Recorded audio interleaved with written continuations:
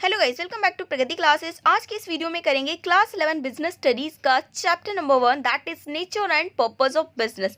इसमें कवर है बहुत सारे एमसीक्यू, जिसके बाद आपका ये चैप्टर कंप्लीटली अच्छी तरीके से कवर हो जाने वाला है। और अगर आपने नोट्स की वीडियो देखी हुई है तब तो डेफिनेटली आप जो है ना फुल मार्क्स स्कोर करने वाले हैं।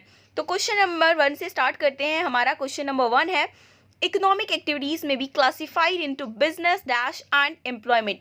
इकोनॉमिक एक्टिविटीज को हमारी बुक के अंदर 3 भाग में बांटा गया है। First is business, second is what and third is employment. ये हमसे क्वेश्चन में पूछा हुआ है।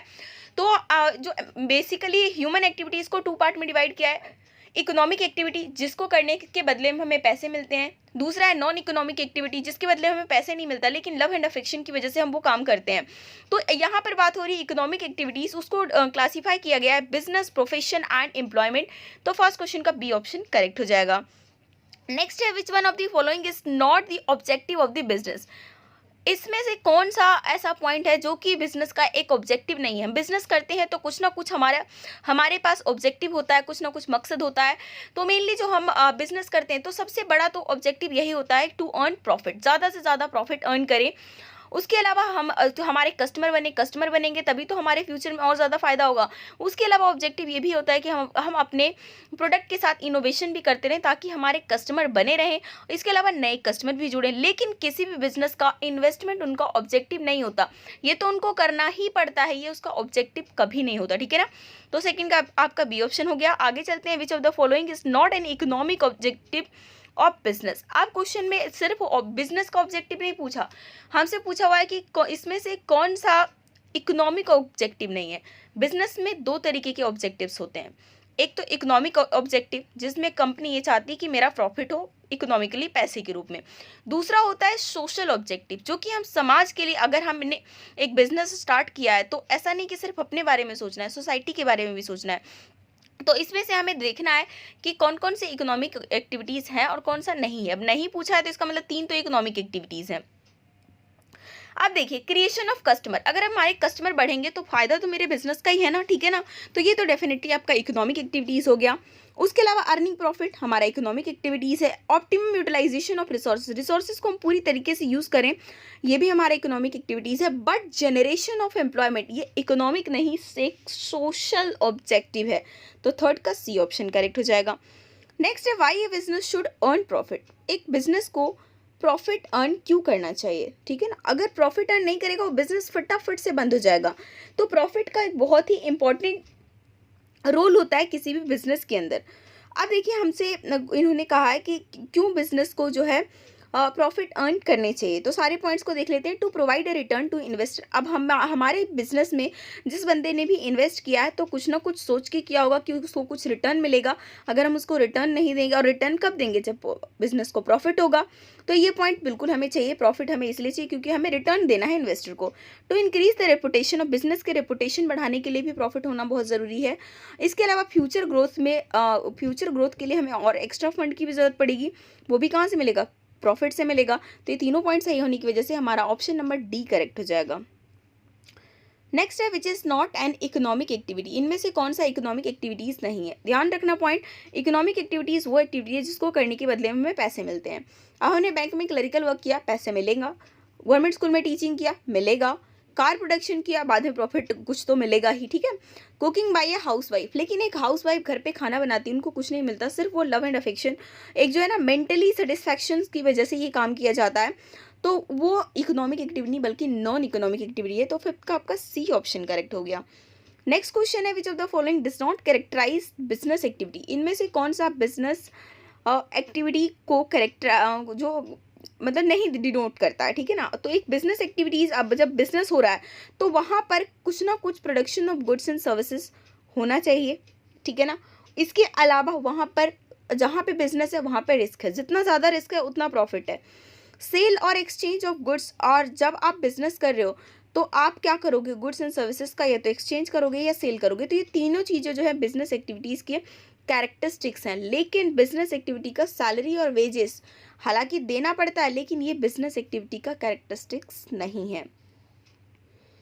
तो आपका यहाँ पर डी ऑप्शन करेक्ट है। नेक्स्ट है, the occupation in which people work for others and get remunerated in return is known as. एक ऐसा ऑक्यूपेशन, एक ऐसा धंधा जिसमें लोग जो है काम दूसरों के लिए करते हैं और फिर बदले में उनको पैसा मिलता है, तो उस एक्शन को क्या बोला जाता है? हमने इकोनॉमिक एक्टिविटी, बिजनेस, आपका प्रोफेशन एंड एम्प्लॉयमेंट। तो एक ऐसा एक ऑप्शन जो कि हम काम करते हैं दूसरों के लिए, बदले में वो हमें पैसा दे देता है, तो उस चीज़ को बोला जाता है एम्प्लॉयमेंट, नौकरी करना। नेक्स्ट है a transfer of interest exist in which of the following economic activity. Interest का ट्रांसफर किस वाले फॉलोइंग एक्टिविटीज़ में हो जाता है? बात करें ना एम्प्लॉयमेंट के अंदर, प्रोफेशन के अंदर कभी भी ना आप अपने इंटरेस्ट को ट्रांसफ़र नहीं कर सकते, लेकिन बिजनेस एक ऐसी चीज़ है जहाँ पर जो है एक बंदे का इंटरेस्ट दूसरे में ट्रांसफ़र हो जाता है। लाइक अभी मैंने कंपनी में बहुत 50% से ज़्यादा शेयर खरीदे हुए थे, तो मेरा कंट्रोल था, मैं सीईओ भी अगर मेरा मन है तो चीफ एग्जीक्यूटिव भी मैं बन सकती हूँ, ठीक है ना। लेकिन अगले ही दिन क्या हुआ, मुझे कोई प्रॉब्लम आ गई, मुझे शेयर्स बेचने पड़े, तो कोई किसी और बंदे ने खरीद लिया, अब उसका कंट्रोल हो जाएगा। तो यहाँ पर जो है ना मतलब इंटरेस्ट ट्रांसफ़र हो जाता है। तो ये किस में होता है? बिजनेस के अंदर। तो 8 का बी ऑप्शन करेक्ट हो जाएगा। नेक्स्ट है which one of the following is an economic activity in which specialized knowledge is required. इसमें से कौन सी इकोनॉमिक एक्टिविटी है जिसके लिए एक स्पेशल नॉलेज की ज़रूरत होती है? अगर वो चीज़ आप कर रहे हो तो आपके पास एक स्पेशलिटी नॉलेज होना बहुत ज़रूरी है, तो वो है प्रोफेशन। लाइक अगर आप टीचिंग करोगे तो आपके पास टीचिंग की डिग्री होनी चाहिए। अगर आप एज ए डॉक्टर आपका प्रोफेशन चुना है तो उसकी डिग्री होनी चाहिए। तो प्रोफेशन में हमेशा एक स्पेशलाइज्ड नॉलेज की ज़रूरत होती है। नेक्स्ट है which of the following is not concern with profession. Profession से इनमें से कौन सा पॉइंट कंसर्न नहीं करता है? अब हम बात करें तो जैसा कि हमने थोड़ी देर पहले ही पढ़ा कि प्रोफेशन के लिए एक स्पेशलाइज बॉडी ऑफ नॉलेज होता है जो कि सबको डिग्री प्रोवाइड करता है, उनकी फॉर्मल ट्रेनिंग भी होती है, कोड ऑफ कंडक्ट होते हैं, उनको भी उसे फॉलो करना पड़ता है। लेकिन प्रोफेशन के अंदर manufacturing of goods and services होना मतलब ये नहीं होता। तो हमसे नहीं वाला ही पूछा था, तो 10th का ए ऑप्शन करेक्ट होगा। अब नेक्स्ट क्वेश्चन है capital is not an essential element. Capital जो है पूंजी, जो हम पैसा बिजनेस स्टार्ट करते हैं तो हमें कुछ ना कुछ इन्वेस्ट करना पड़ता है। प्रोफेशन भी जब आप एक चूज़ करोगे ना तो आपको फीस देनी पड़ती है। उसके अलावा जब आप अपना सेटअप क्रिएट करोगे तब भी आपको कुछ ना कुछ मतलब कैपिटल कम ज़रूरत पड़ेगी बिजनेस के कंपैरिजन में, प्रोफेशन में। लेकिन किस चीज़ में बिल्कुल कैपिटल की ज़रूरत ही नहीं, स्टार्टिंग में हमें कुछ लगाना ही नहीं है, वो क्या है? एम्प्लॉयमेंट। बस मुँह उठा के चले जाओ, नौकरी करो, तुम अपना जो है काम करो, बाद में वो तुम्हें पैसे दे देंगे। तो इसमें हमें कैपिटल की ज़रूरत नहीं पड़ती है। तो 11 का आपका ए ऑप्शन करेक्ट हो जाएगा। Next activities involving the removal of hindrance occurring during the process of exchange are included in. ऐसी एक्टिविटीज़ जो जब हम बिजनेस करते हैं तो हमारे गुड्स एंड सर्विसेज का एक्सचेंज होता है। हमने प्रोडक्शन किया, अब हम ही थोड़ी ना कंजप्शन कर लेंगे, क्या नहीं ना, वो आगे कुछ आएगा, फिर से वो आगे कुछ आएगा, तो यहाँ पे एक्सचेंज होगा। तो उस एक्सचेंज के टाइम पे ना बहुत सारी हिंड्रेंसेस आती है। लाइक प्रोडक्शन यहाँ हो रहा है, पहुँचाना कहीं और पे है, प्रोडक्शन अभी हो रहा है लेकिन उसकी ज़रूरत 6 महीने बाद भी है। तो ऐसी जो है हिंड्रेंस आती रहती है। तो उसको हटाने का काम कौन से वाले मतलब उसको जो हटाते हैं उस एक्टिविटीज़ को क्या बोला जाता है? तो वही तो आपका क्या है? कॉमर्स, जो आपने स्ट्रीम को चूज़ किया है, ठीक है ना। तो 12th का ए ऑप्शन करेक्ट है। Name the activity of commerce that removes the hindrance of time. एक कौन सी एक्टिविटी है कॉमर्स की जो कि हिंड्रेंस ऑफ टाइम को रिमूव करने का काम करता है? मतलब प्रोडक्शन मेरा अभी हुआ लेकिन उसकी ज़रूरत पूरे साल पड़ेगी, तो उसको हम क्या करेंगे? स्टोर करके रखेंगे। और स्टोर करने के लिए हमें किसकी ज़रूरत पड़ेगी? वेयर हाउसिंग की। तो 13 का आपका डी ऑप्शन करेक्ट हो जाएगा। नेक्स्ट है name the activity of commerce that removes the hindrance of place. अब ऐसी आप उस कॉमर्स की उस एक्टिविटी का नाम बताओ जो क्या करता है? हिंड्रेंस ऑफ प्लेस की को रिमूव करने का काम करता है। लाइक कोई किसी भी चीज़ का प्रोडक्शन दिल्ली में हो रहा है लेकिन उसको मुंबई में पहुंचाना है, तो कैसे पहुंचाएंगे? तो उसके लिए काम कौन करता है? ट्रांसपोर्टेशन। और it is also a part of commerce. इसलिए कॉमर्स का जो स्कोप है ना वो काफ़ी बड़ा है। आप देखिए जो जितने भी हमारे बिजनेसमैन हैं उनके पास जो है बहुत सारी चीज़ें होती हैं कि हाँ आपने गुड्स एंड सर्विसेज का प्रोडक्शन तो कर दिया, लेकिन जनता को जब इन्फॉर्मेशन ही नहीं होगी तो आपका माल खरीदेंगे कैसे? उसको कौन रिमूव करता है? एडवर्टाइजमेंट। तो इस तरीके से जो है ना कुछ 2-4 पॉइंट आपको याद रखना है। नेक्स्ट है the possibilities of inadequate profit और even losses due to uncertainty. अनिश्चितता की वजह से ना इनएडिक्वेट प्रॉफिट जितना चाहते हैं उतना नहीं मिलता और कभी कभी तो लॉस भी हो जाता है। तो उस चीज़ को क्या बोला जाता है, ठीक है ना, ये हमसे क्वेश्चन में पूछा हुआ है। तो वो आपका वही चीज़ बिजनेस रिस्क कहलाता है। नेक्स्ट है business activities starts with production and ends with. Business activities जो है स्टार्ट कहाँ से होता है, प्रोडक्शन से, और ख़त्म कहाँ पर जाकर होता है, सेलिंग पे नहीं बल्कि कंजम्पशन पे ख़त्म होता है। सेल्स तो कई बार हो जाता है, ठीक है ना, लेकिन फाइनल जब कंजम्पशन हो जाता है ना, तब वो बिजनेस एक्टिविटीज़ ख़त्म माना जाता है। तो 16 का आपका ए ऑप्शन करेक्ट हो जाएगा। आगे चलते हैं, name 2 broad categories of business activities. Business activities के 2 ब्रॉड कैटेगरीज के नाम आपको यहाँ पर बताने हैं। तो वो है इंडस्ट्री एंड कॉमर्स, ठीक है ना, कॉमर्स का स्कोप खुद ही इतना बड़ा है, वो मैंने आपको बताया ही। और दूसरा कौन सा, इंडस्ट्री। तो 17 का आपका सी ऑप्शन करेक्ट हो गया। आगे चलते हैं, activities which are meant for assisting trade are called. ऐसी एक्टिविटी जो कि ट्रेड को असिस्ट करने का काम करता है, मतलब इसके बिना ट्रेड तो हो ही नहीं सकता, व्यापार नहीं हो सकता। तो उन एक्टिविटीज़ को बोलते हैं हम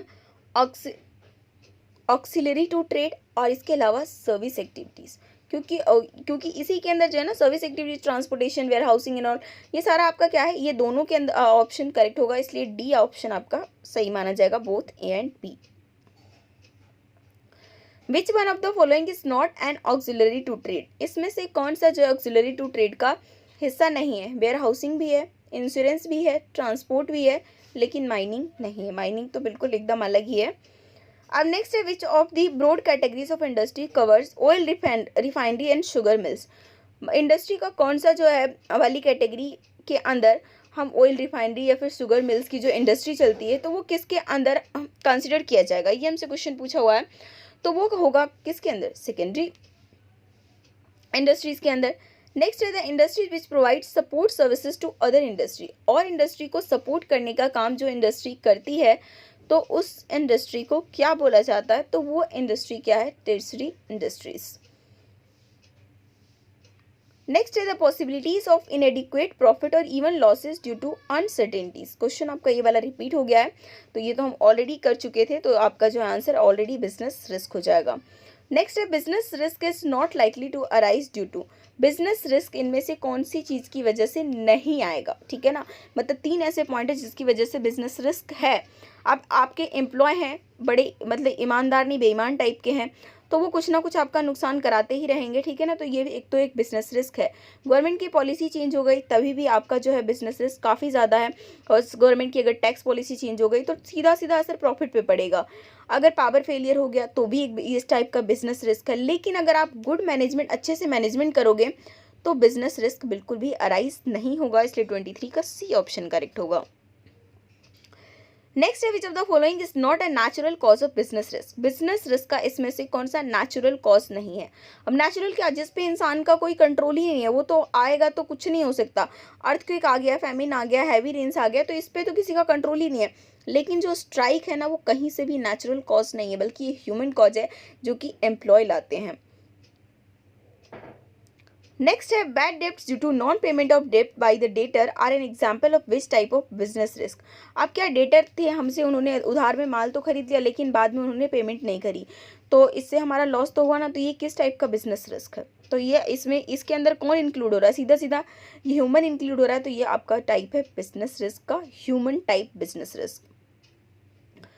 नेक्स्ट है, what reward an entrepreneur gets for risk bearing in business. जो एंटरप्रेन्योर होते हैं, मतलब जो बंदा बिजनेस कर रहा है, तो वो बिजनेस में रिस्क भी सहन करता है, तो उस रिस्क को सहने के बदले में उसको क्या रिवॉर्ड मिलता है, ठीक है ना, क्योंकि रिस्क ही है जिसके बाद उनको प्रॉफिट मिलता है।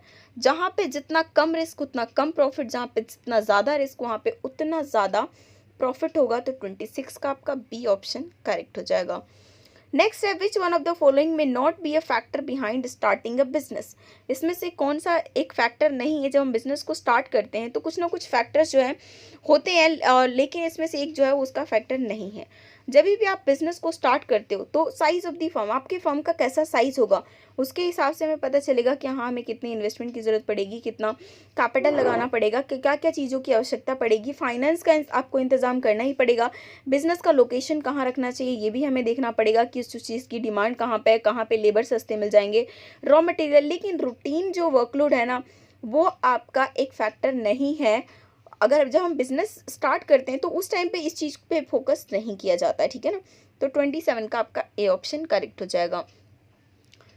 नेक्स्ट है, in which year make in India programme was launch. हमारे इंडिया के अंदर make in India programme Narendra Modi ji ने लॉन्च किया था 2014 में, जिसके अंदर ये बात थी कि जो भी चीज़ें हम दूसरी कंट्री से मंगवाते हैं तो क्यों ना उसका प्रोडक्शन हमारे इंडिया के अंदर ही हो, और जिसके बाद से काफ़ी सारे इंडिया के अंदर नए एंटरप्रेन्योर निकल कर आए। तो 28 का आपका डी ऑप्शन याद रखना है आपको, क्योंकि आपके बुक में मेंशन है एनसीईआरटी मतलब, तो इस वजह से आपका ये पॉइंट काफ़ी इंपॉर्टेंट हो जाता है।